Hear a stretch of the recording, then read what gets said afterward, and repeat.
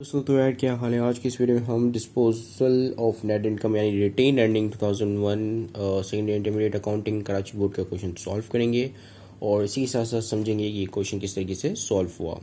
तो चलें स्टार्ट करते हैं, पढ़ते हैं इस क्वेश्चन को। The retain earnings account on Javedan company. अच्छा, ये वो कंपनी जिसका हम रिटेन अर्निंग जो है करने जा रहे हैं, ठीक है। Showed a credit balance of ₹1,65,000, ठीक है। अब देखिए क्रेडिट बैलेंस यानी कि प्लस में है, ठीक है।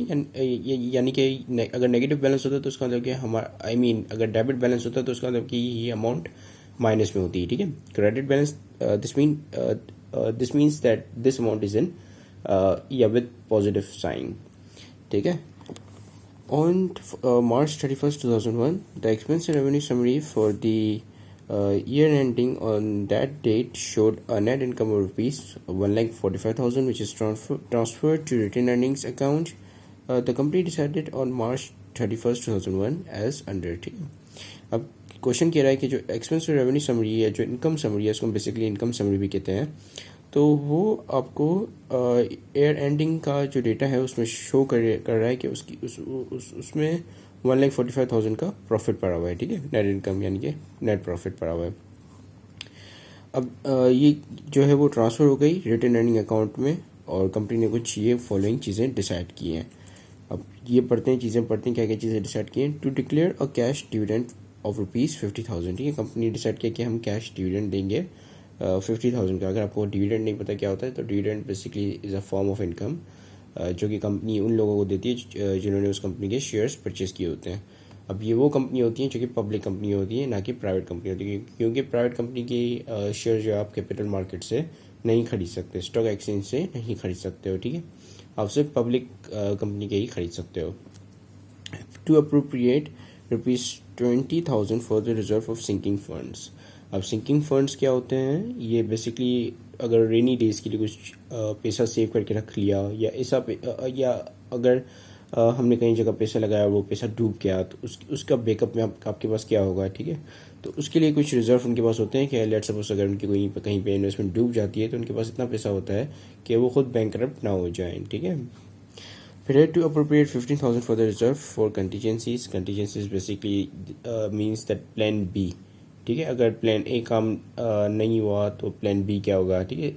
ये भी बेसिकली उसके लिए ही होता है कि अगर फॉर एग्जांपल कहीं पे डिज़ास्टर आ गया, लेट्स से कि कंपनी का एक ऑफिस था या कहीं पे एक ब्रांच उसने खोली थी और वहाँ पे बम ब्लास्ट हो गया, ये वो तबाह हो गई, ठीक है। तो उनके पास इतना बैकअप के लिए पैसा होना चाहिए कि वो वहीं पे उसको मेंटेन कर सकें या तो फिर उसको फिर से बना सकें, ठीक है।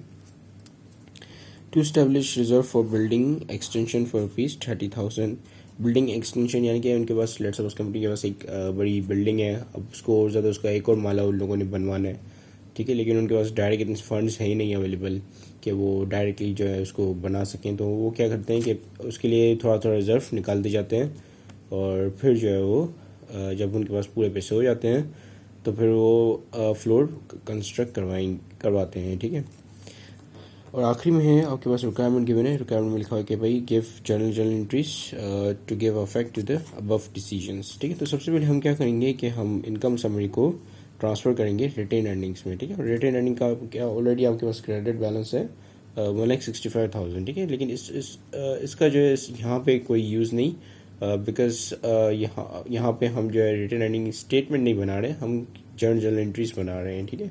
सो जर्नल एंट्रीज का बेसिकली यही फॉर्मेट होता है जो कि आपको पता होगा। डेट लिखते हैं, फिर title of accounts, post and reference that is PR, debit and credit, ठीक है। और ऊपर आप हेडिंग डालोगे जावेदान कंपनी लिमिटेड और journals for the period ended 31 मार्च 2001, यानी जिस भी पीरियड की जो आप होती है ये बेसिकली गिवन होता है आपको क्वेश्चन के अंदर। So you do not have to worry about it. So let's start making some entries.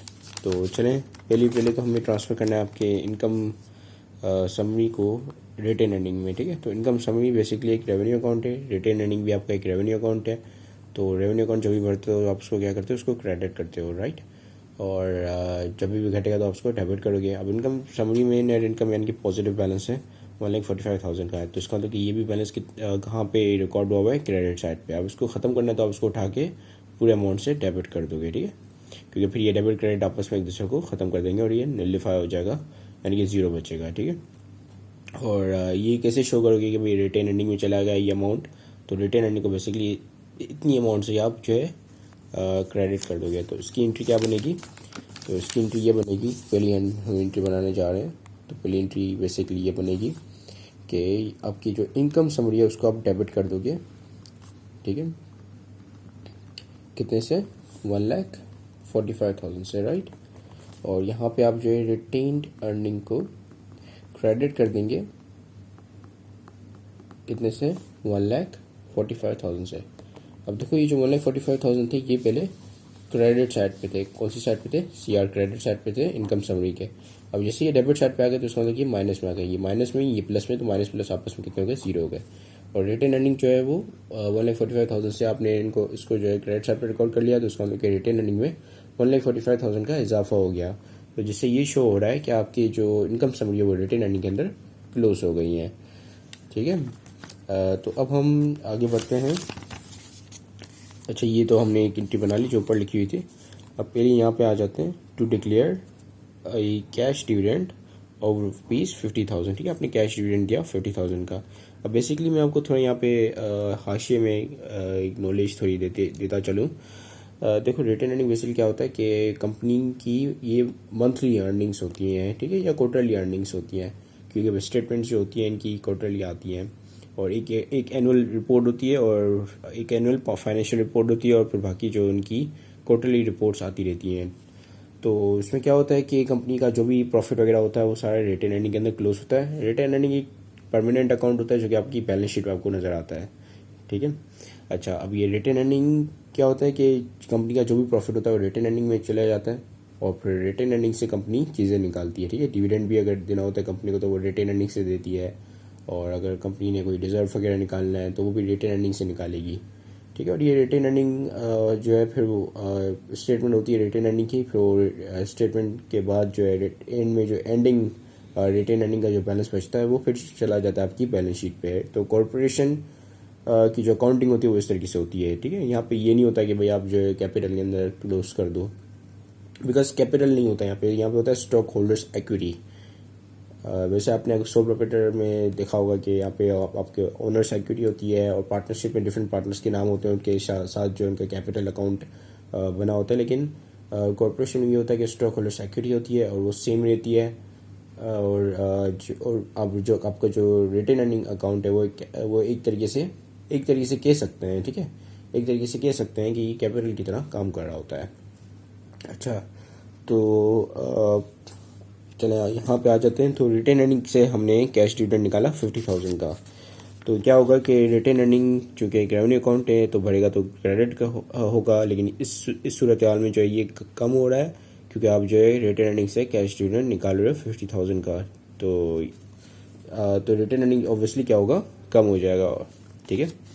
तो यहाँ पे उसकी दूसरी एंट्री बनाते हैं। दूसरी एंट्री क्या बनेगी कि आप रिटेन अर्निंग को डेबिट कर दोगे, क्योंकि ये कम हो रहा है, और आपके यहाँ से कैश गया, तो कैश ऐसे जब भी जाएगा तो आप क्या करोगे, इसको क्रेडिट करोगे, ठीक है। डेबिट क्रेडिट के आई होप रूल्स पता होंगे जो भी ये वीडियो देख रहा है, ठीक है। तो कैश डिविडेंड यहाँ पे हम लिख लेते हैं, और ये कितने अमाउंट से लिखेंगे हम, 50,000 से, राइट।